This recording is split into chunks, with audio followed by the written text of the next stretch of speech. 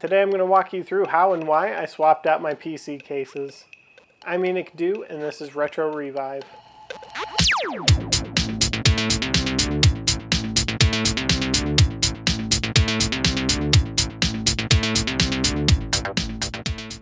When I built my first gaming PC, I really cheaped out on the case, thinking, all I need in a case is something to hold the components.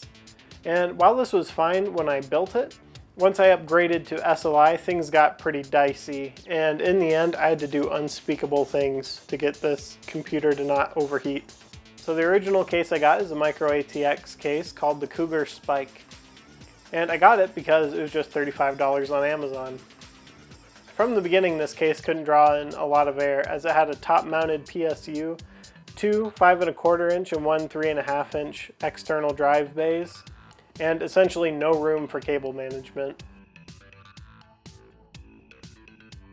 The second graphics card was suffocating under the first, and so the first thing I did was install a fan in every spot I could. I installed 5 fans, one in the front, one in the back, 2 in the side, and 1 floating between the 2 graphics cards. When this wasn't enough, I took drastic measures. I ripped a really sketchy hole in the sheet metal up by the power supply to help me manage cables. In the end, this kept the PC from overheating, even with an overclock. However, it made the PC incredibly loud and the hole was really sketchy. Also, I accidentally broke the USB headers on the front of the case, and that's pretty inconvenient. That's why I have the EVA badges over them. And so for my new case, I got a Vivo Smart Micro ATX Tower. It only cost me $39.99, so just $1 more than the Spike. And it eliminated all the problems with my previous case. But when I did receive it, the side window came with a huge crack down the middle, but Vivo sent a replacement after I messaged them and sent photos of the damage.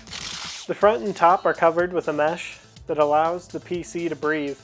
That means there are no external drive bays, but my Blu-ray drive and SD card reader are external anyway. The PSU is bottom mounted with holes and a bubbled back panel to allow room for cable management. Even though the front fans are blowing directly at the graphics cards, I still decided to leave in the floating fan just for good measure. It's still a bit cramped for a non-modular power supply, but I was still able to squish everything in. Like I said, it wasn't overheating before, but it sounded like a jet engine. Now it runs much quieter, looks way better, and the sketchy cable management won't keep me up at night. Now I know this video wasn't exactly retro, but believe me when I say that this project leads directly into my next retro project. The Cougar Spike case may not be great for modern SLI setups, but it will live on.